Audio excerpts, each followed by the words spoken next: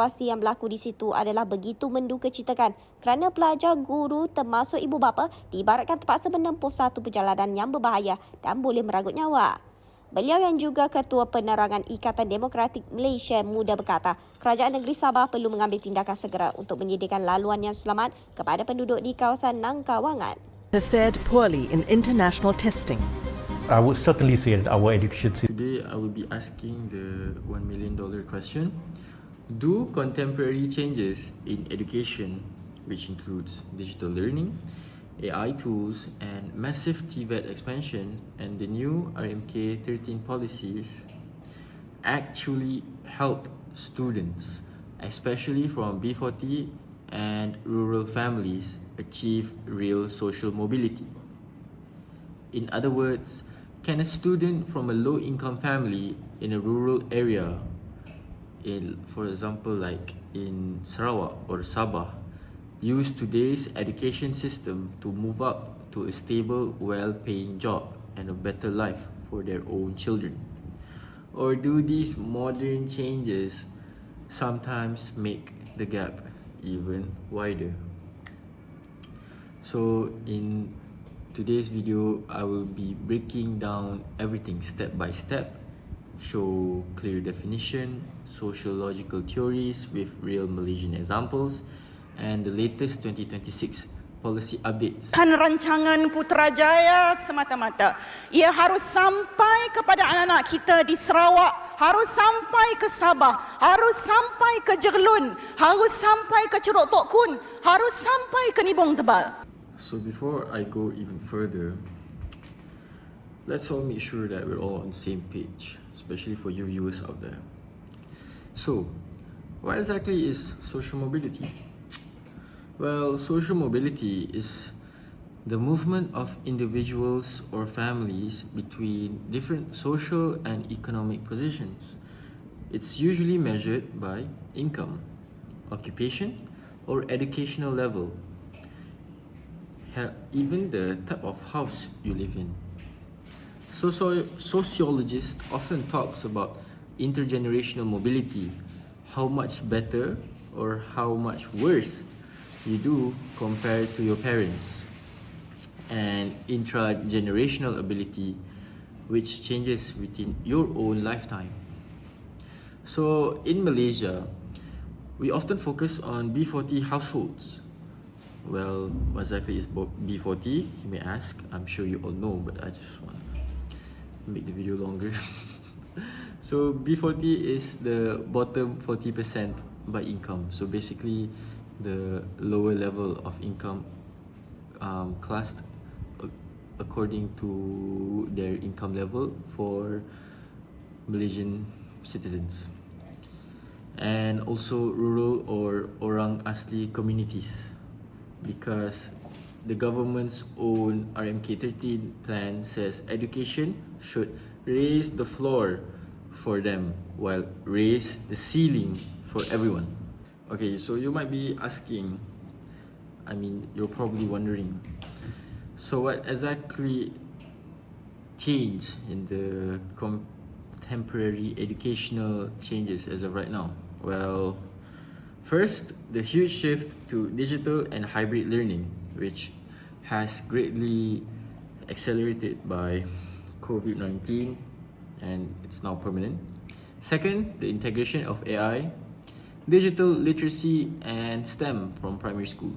And third one, the massive push for technical and vocational education and training, also stands for TVET. And the new National Education Blueprint, which introduces TVET elements since year 1. Yes, that's right. So basically, as young as, so to give an example, kids nowadays as young as 7 years old are already exposed to TVET subjects. And fourth, RMK 13's 67 or 67 billion allocation for education reform, making preschool compulsory at the ripe age of 5, strengthening lifelong learning and creating more public-private partnerships. So My argument for this is, do these changes actually promise greater access and upwards mobility? Okay, let me give you an example. Think of free online courses or TVET leading to high-tech jobs in semiconductors or green energy. But in practice, they often reproduce inequality because of the persistent digital divide and differences in what sociologists call as cultural capital. Language primary schools here has soared from just over 4% to 18% last year.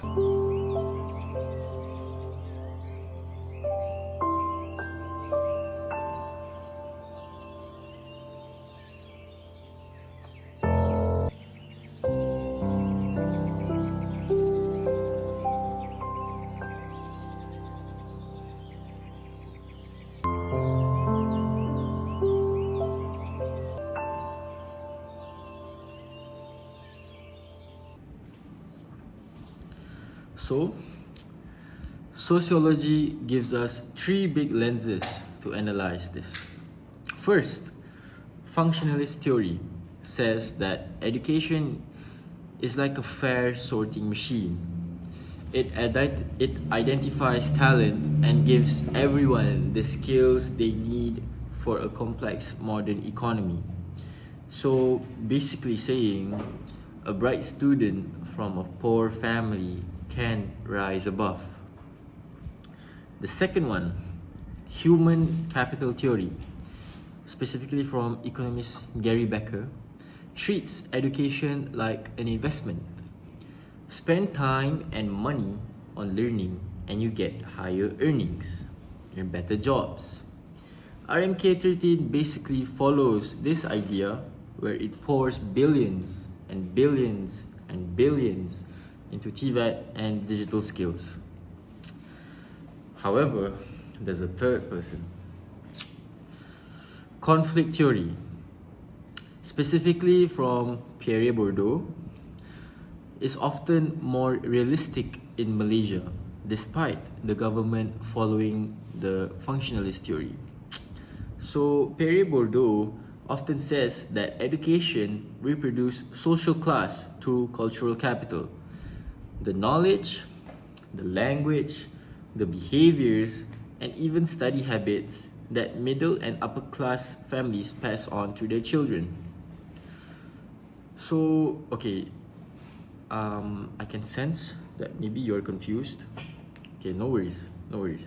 Let me give you a clear example that we can all relate. Okay. Imagine a student from a middle class family in KL or Penang probably grew up speaking English at home. He or she has a parents who can help them with their homework. He or she owns her very own private quiet room. He or she has their own laptop and a stable Wi-Fi. And they have also been exposed to educational apps since primary school. Their habitus, the way they naturally think and behave, fits perfectly with what teachers and online platforms reward. And then here comes another person, or another kid, another student, and another family. Now compare that rich or middle class family that lives in KL to a B40 student that lives in a rural area, maybe in Pahang, in rural Selangor, in pedalaman Sabah or Sarawak, or the most nearest I can give maybe a Felda settlement maybe. Now, that kid probably has a phone, but he or she may have to share their phones with their siblings. And maybe they have parents that work long hours and can't help with English. Or AI tools. And even their study place is not conducive at all. It's noisy, it's cramped. Like, even if these two examples are equally smart, the system will always favor the first student. This is exactly what happened during COVID.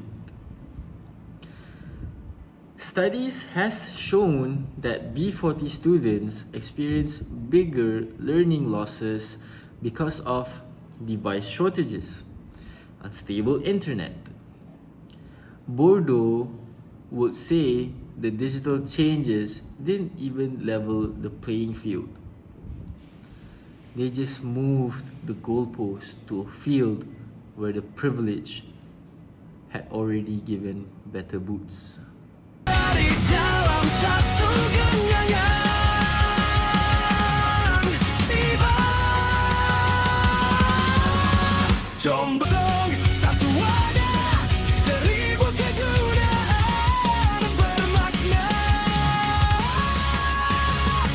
Sekarang janganlah ragu, ilmu di ujung jari untukmu dan aku.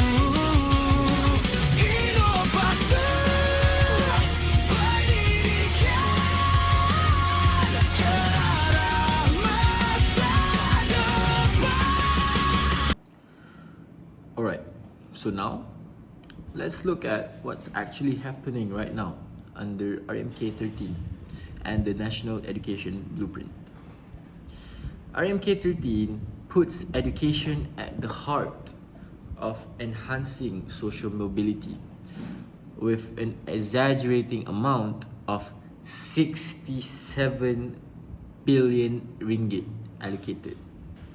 The national plan aims to raise the floor for B40 and rural students and raise the ceiling through high value skills. So key changes includes, as mentioned, preschool has now become a compulsory from the ripe age of 5. English is used as a medium of learning in primary level 1. TVET is mainstreamed from primary school starting from next year's curriculum.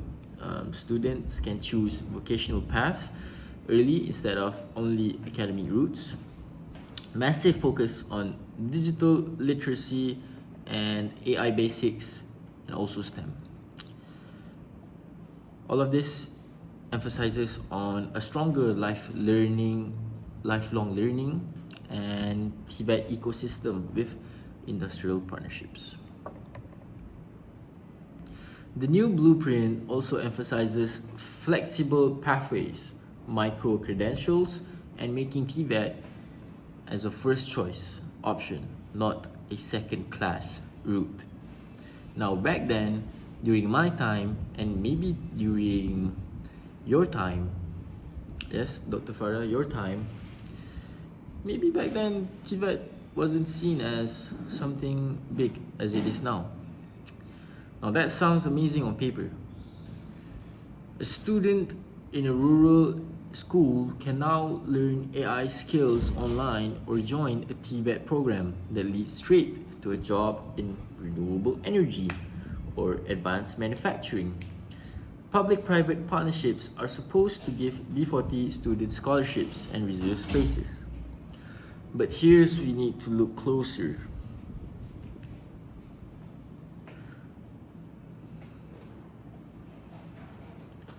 Does it actually work? Hala tujunya jauh langkah ke hadapan di mana kita nak sediakan anak-anak kita dengan perkara-perkara yang relevan, yang terkini dan juga yang sesuai dengan zaman mereka. Kalau kita sebut sekarang ni berkaitan dengan kecerdasan buatan, artificial intelligence,